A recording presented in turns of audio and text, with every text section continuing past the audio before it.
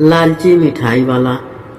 दीनपुर गांव में सोहन नाम का हलवाई रहता था। वह खूब बढ़िया और स्वादिष्ट मिठाइयाँ बनाने के लिए जाना जाता था। इसी वजह से उसकी दुकान पूरे गांव में मशहूर थी। पूरा गांव उसी की दुकान से मिठाई खरीदता था। वह और उसकी पत्नी मिलकर शुद्ध देसी घी से मिठाई बनाते थे। इससे मिठाइयाँ काफ़ी अच्छी और स्वादिष्ट बनती थी। हर रोज़ शाम होते होते उसकी सारी मिठाइयाँ बिक जाती थी और वह अच्छा मुनाफा भी कमा लेता था। मिठाइयों से जैसे ही आमदनी बढ़ने लगी, सोहन के मन में और पैसा कमाने का लालच आने लगा। अपने इसी लालच के चलते उसे एक तरकीब सूझी। वह शहर गया और वहां से एक दो चुंबक के टुकड़े लेकर आ गया। उस टुकड़े को उसने अपने तराजू के नीचे लगा दिया।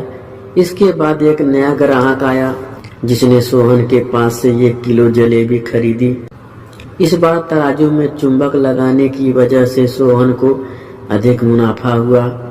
उसने अपनी इस तरकीब के बारे में अपनी पत्नी को भी बताया, लेकिन उसकी पत्नी को सोहन की यह लालच अच्छी नहीं लगी। उसने सोहन को समझाया कि उसे अपने ग्राहकों के साथ इस तरह की धोखेबाजी नहीं करनी चाहिए, लेकिन सोहन ने अपनी पत्नी की बात बिल्कुल भी नहीं सुनी। वो हर रोज तराजू के नीचे चुंबक लगाकर अपने ग्राहक को धोखा देने लगा। इससे उसका मुनाफा बढ़ गया। इससे उसका मुनाफा बढ़कर कई गुना अधिक हो गया। इससे सोहन को काफी खुशी हुई। एक दिन सोहन की दुकान पर रवि नाम का एक लड़का आया। उसने सोहन से 2 किलो जलेबी खरीदी। सोहन ने इसे भी चुंबक लगे तराजू से तोड़कर जलेबी दे दी। रवि ने जैसे ही जलेबी उठाई, उसे लगा कि जलेबी का वजन 2 किलो से कम है। उसने अपना शक दूर करने के लिए सोहन से दोबारा से जलेबी को तोलने के लिए कहा। रवि की बात सुनकर सोहन चिढ़ गया। उसने कहा, मेरे पास इतना फालतू समय नहीं है कि मैं बार बार तुम्हारी जलेबी ही तोलता रहूं। इतना कहकर उसने रवि को वहां से जाने के लिए कह दिया। सोहन मिठाई वाले की बात सुनने के बाद रवि जलेबी लेकर वहां से चला गया।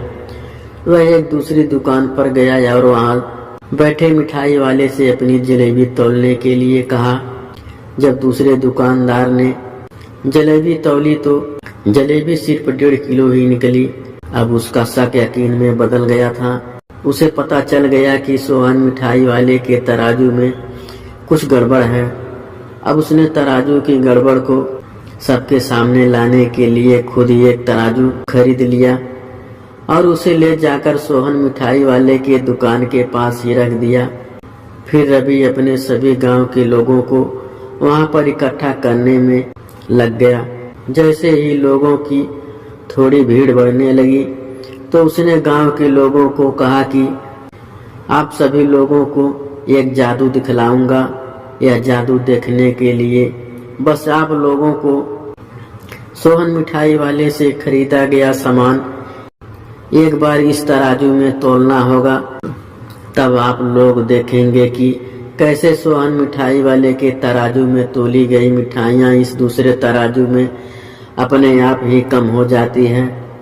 कुछ देर बाद 1-2 लोग मिठाई लेकर रवि के पास पहुंचे तो उसने ऐसा करके भी दिखाया। उसके बाद सोहन के दुकान से जिसने भी मिठाई खरीदी थी, सभी ने रवि के तराजू में तोलकर देखा तो उसकी मिठाइयाँ 250 ग्राम लेकर आधा किलो तक कम निकली। यह सब देखकर लोगों को काफी हैरानी हुई। अपनी दुकान के पास ही यह सब होता देख सोहन मिठाई वाला रवि से झगड़ा करने लगा।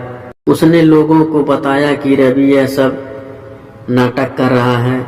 अपनी बात को सही साबित करने के लिए रवि सीधे सोहन मिठाई वाले का तराजू लेकर आया और तराजू में लगा चुंबक निकालकर सबको दिखलाने लगा। यह देखकर गांव वालों को बहुत गुस्सा आया। सबने मिलकर उस लालची मिठाई वाले को खूब मारा। अब उस लालची मिठाई वाले को अपने लालच और उसके कारण की गई गलत हरकतों पर पछतावा हो रहा था। उसने अपने गांव के सभी लोगों से माफी मांगी और वादा भी किया कि भविष्य में वे ऐसी कोई भी जालसाजी नहीं करेगा। सोहन की इस धोखेबाजी से पूरा गांव नाराज था, इसीलिए लोगों ने उसकी दुकान में जाना कम कर दिया। इधर सोहन के पास पछताने के अलावा कुछ और नहीं बचा, क्योंकि वो पूरे गांव वालों का भरोसा खो चुका था। कहानी से सीख, कभी भी लालच नहीं करनी चाहिए। हमेशा ईमानदारी के साथ अपना काम करने से ही इंसान का नाम होता है। लालच के चलते भले ही कुछ समय के लिए अच्छा फायदा हो, लेकिन इससे इज्जत और आत्मसम्मान दोनों कम हो जाते हैं।